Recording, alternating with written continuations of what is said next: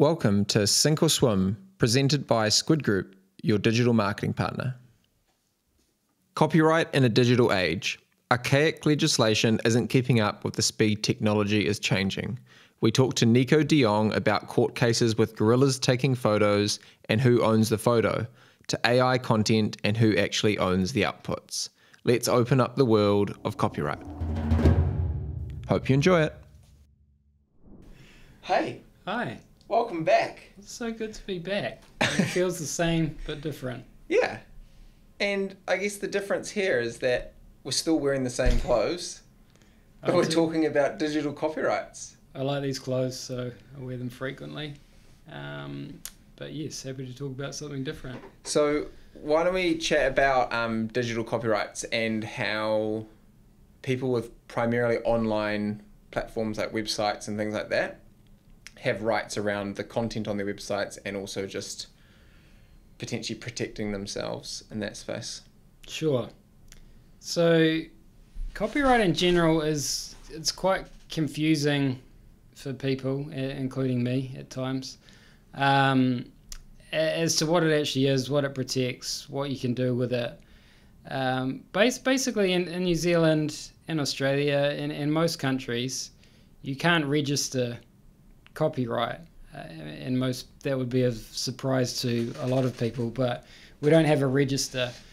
So what that does mean is whether something that's protected by copyright, it can be a difficult question. But most of the times, if you've created something with some kind of creative input, then it's going to be protected by copyright. So if you spend some time creating a web page with the graphic elements, the layout, the terms you use, that end thing, the web page that you actually see is a protected copyright work, or it's something that's original that you created, and that gives you rights to that work and to stop other people copying it, or to try and stop other people copying it. Same with packaging for your products, photographs, logos, all of those kind of things are potentially protected by copyright. So when if you, like as I said, there's nothing you need to do to register it. You can have it is a good idea to have a copyright symbol with the year you created it and who the owner is, and it's called a copyright notice, and that's basically alerting people at large to the fact you say that it's a copyright work. It doesn't mean it's registered. As I said, you can't register it. It just means that you're claiming it as a copyright work. Some people seem to think that if something doesn't have a copyright notice, you can copy it, particularly online, but that's just not true. But it is a way to tell people that that's what you're saying anyway. And what can you do in the sense, one, to stop it, but two, with the rise of AI being able to produce content so quickly, and it is arguably putting in some degree of input into the systems to create the content, but then, AI is difficult to deal with on a number of fronts in this context, mainly because it's for traditionally copyright, you need an author, you need someone, a human, that has created the work. There's a reasonably famous case, and it's not to do with AI, but of a photograph of a monkey or a gorilla that the monkey took itself. I think it's a gorilla took itself, like a selfie with someone's camera. A photographer was out in the wild taking photographs, left his camera somewhere, I think while he had something to eat or whatever, came back, and this gorilla had taken a photograph of itself. And then he obviously printed the photograph and used it, the photographer, not the gorilla. And other people copied it, and he had to claim he was the owner of the copyright. And they're like, well, you didn't take the photo, so you can't own it. And he created an argument around how he had set up the kind of, what do you call them, settings on the camera or whatever to get the best result. and the monkey had only pressed the button, so the human was still the owner. And that's kind of a bit of a stretch, but it's related to AI, where AI has maybe crawled websites, pulled together things, and generated something based on what you've told it to do. So you have some input, but whether you have enough input to be able to call yourself the author or the owner of the work can be quite tricky.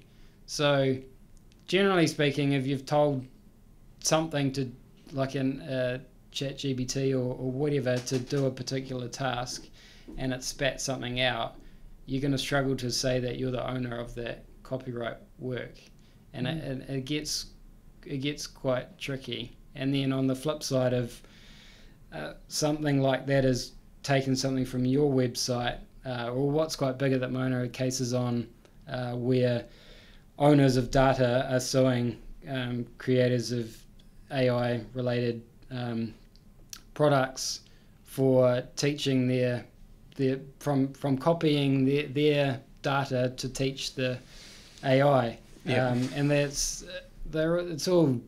just a mess, really, and there's no like really clear answers, but it's an example of the laws, in particular copyright laws, being slow to progress as technology progresses, and it's trying to apply something that's archaic, that was, these laws were developed when this kind of thing was not even thought of, so you wouldn't even think of something being created other than by a human. So it's a slow-moving beast. But how would that work in the sense where if data is provided for free via websites, I understand that there's a copyright element, they've provided that information, it's their information, but if they're providing that information at no cost, it's your, I guess, right or opportunity to be able to read that and learn from that, and then apply that in a different way or using a system, right? Yep. But generally, when you say they're providing that information, it's generally for a specific purpose or for information purposes. It's not to use commercially, and you're often seeing terms, conditions of websites or whatever that they specifically don't allow that kind of thing. So there's a few different angles of dealing with it, but it's just not that straightforward. But that is a valid argument and something that they exploit, and a lot of this stuff is just still being tested in the courts. And it's different for different countries because every country has different laws. So they're trying, they bring cases in a particular country that might be favourable to them and see what happens. Yeah, copyright's an interesting one. So, and then in terms of managing that, if you have a business and you are an alcoholic beverage company and there's a specific way you write and tone of voice and all of those things that come into play when you're branding that product, if someone was to copy that in New Zealand specifically, what can you actually do to stop that, as seen as there is no register for that? So the something just touched on there, not having a register is good because you don't have to spend the money on registering something, but it's bad because it's hard for people to know whether they're infringing something or not. But the short of it is there's a few different options that you have to deal with it. One, you've got to become aware of it, which is half the problem. People get away with a lot of these things. And some people use software to trawl the internet and look for the wording that they've used or whatever to alert them to these kind of things. Sometimes they can deal with it themselves. A lot of the time it's a case of the person who's done it not really knowing what they're doing, being a bit lazy and not really understanding what they've done. And if you tell them, they usually stop. Sometimes they don't, in which case sometimes we have to get involved. But one thing that can be really useful is depending on if your website is hosted by something like Shopify, they have terms and conditions that you agree to when you create your website, and it's things like not infringing copyright. And so often you can actually deal with the hosting service like Shopify to say, hey, this person's infringing our copyright works, this is our work, and this is what they've done, and they take it down. Like, it doesn't always work, but it can be done, and through platforms like Amazon and things like that, they have similar kind of procedures for that kind of thing. It can be a bit difficult with the likes of New Zealand, as you say, where we don't have the register. In the US, where they have a register, it's easier for them to prove their rights in something. So that can be a bit of a hurdle for businesses from this part of the world, particularly for US-centric platforms that don't understand how we do things in this part of the world. But that's something that can be really useful, and I've seen it and done it a lot. Yeah. And so, I guess final thing around copyright, what specific elements would you recommend to someone wanting to protect themselves in that world as a startup or as a new product or brand?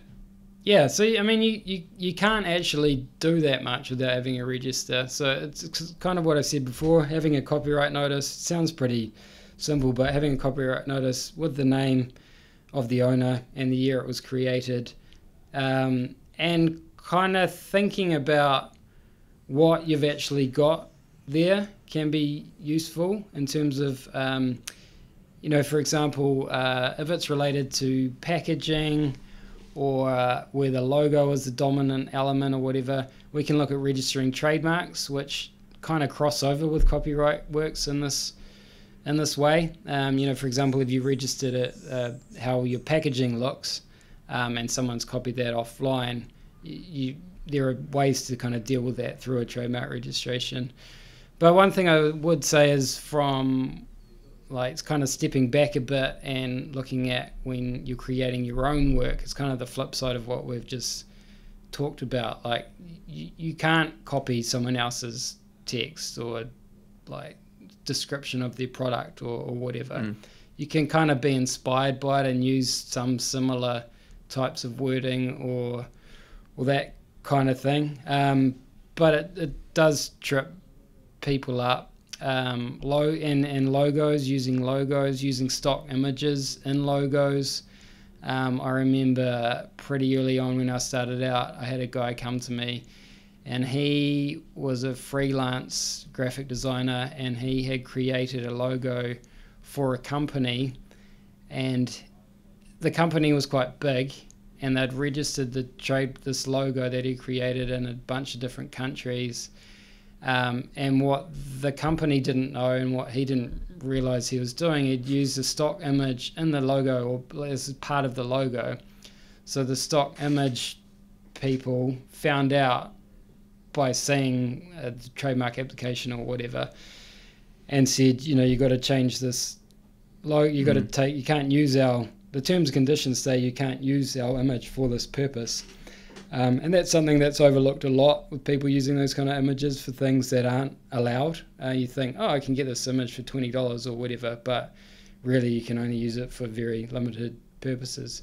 So for this guy, he was a freelancer, no company behind him, he had no insurance.